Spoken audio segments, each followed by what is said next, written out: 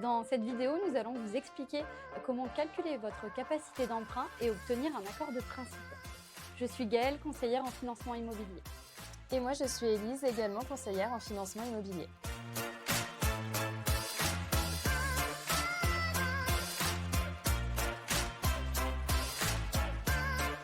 Tout d'abord, il faut savoir que toute banque est soumise aux critères HCSF, donc c'est le Haut Conseil de stabilité financière qui met en place cette règle. Donc c'est tout simplement le taux d'endettement où on se réfère aux 35%.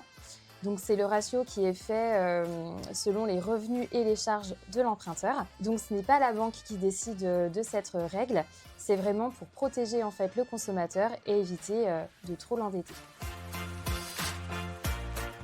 On va tenir compte de vos 2 derniers avis d'imposition, du revenu imposable des 3 derniers mois. On peut aussi tenir compte de tout ce qui est prime inclus dans le contrat de travail, intéressement, participation, vraiment assez large. On lui demandera également sa situation personnelle, s'il est célibataire, en couple. On lui demandera également son régime matrimonial, en fonction de s'il est marié sous le régime de la séparation de biens ou communauté légale. On le questionnera sur une éventuelle pension alimentaire, versée ou perçue. On questionnera également sur les éventuels revenus complémentaires, tels que revenus fonciers ou encore rente, invalidité, etc. Si vous percevez des aides sociales, sachez que nous pouvons en tenir compte, que ce soit des allocations familiales ou des rentes d'invalidité. Pas d'inquiétude si vous êtes en CDD, intérim ou intermittent du spectacle, on va se baser sur vos 3 derniers avis d'imposition ainsi que votre contrat de travail actuel, de mission et les précédents. Et si vous êtes dirigeant ou auto-entrepreneur, nos conseillers pros valideront vos revenus. D'autre part, nous questionnerons le client sur sa capacité d'épargne. Ça sera en fait un élément très important pour déterminer sa future mensualité. Il faut savoir également que l'épargne résiduelle, donc l'épargne restante après projet, est un élément très important. Évidemment, chaque projet est unique, donc nous vous conseillons d'en discuter avec votre conseiller en agence.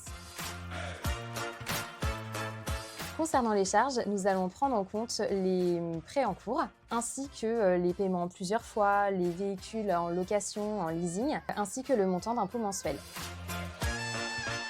Concernant l'accord de principe, il va servir à connaître votre budget. Lorsque vous irez visiter un bien, cela permettra aussi de rassurer le vendeur et de montrer que votre projet est réfléchi.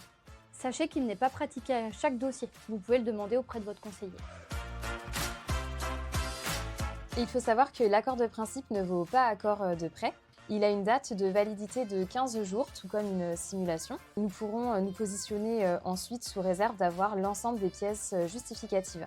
Vous pouvez aussi vous rendre directement sur le site e-immobilier afin d'effectuer votre simulation et obtenir un accord de principe sous condition d'éligibilité. Merci à vous de nous avoir regardés. Je vous invite à consulter les prochaines vidéos.